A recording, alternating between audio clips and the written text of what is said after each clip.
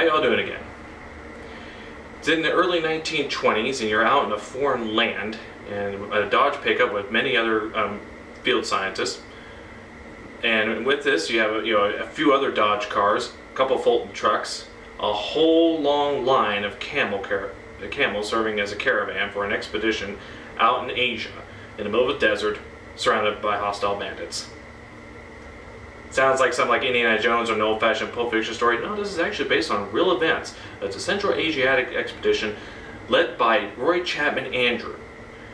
Roy Chapman Andrews was born on January 26, 1884 in Wisconsin. While working for the American Museum of Natural History, Henry Fairfield Osborne, who ran the museum, sends Andrews out into the Gobi Desert, which is current-day Mongolia, north of China, to search for fossil mammals. Well, they did find a few. They didn't have enough to support the theory they were wanting for at the time, which was mammalian origins, particularly primates, out of Asia instead of Africa. But they did find some significant finds. And the expedition, which was 5 of them, 1922 to 1930, and initially funded with $250,000. They did several expeditions there and found a lot of great finds, and it became very famous throughout this time period. Many of the dinosaur species that they did find at this time, they found Psittacosaurus, which is an early ceratopsian, like Triceratops and all that. Velociraptor, you all know that one from Jurassic Park fame. Then there's Protoceratops and Oviraptor, which is an interesting story because some of the first dinosaur eggs were found at this time. And they originally thought the dinosaur eggs belonged to Protoceratops. And the Oviraptor was named Egg Thief, was the one stealing and eating the eggs.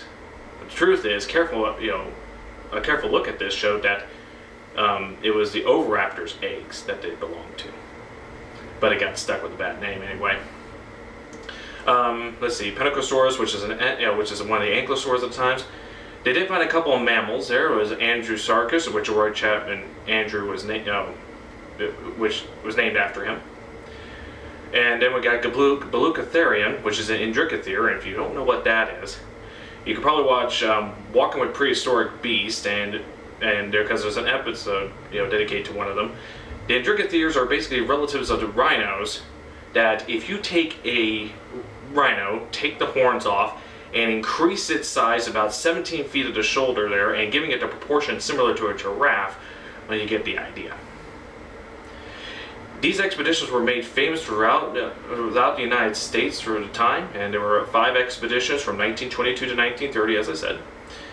Surviving both the elements and the bandits there. I mean, Roy Chapman Andrews, who many people would say is a paleontologist, is not. He just led the expeditions. He was a great explorer. In fact, the paleontologist at that time, Walter Granger, would complain to this man, about how he was digging them out. Where Granger would, being skilled in such things, would use a fine brush or a little pick there to take out fossils. Andrew would use a pickaxe.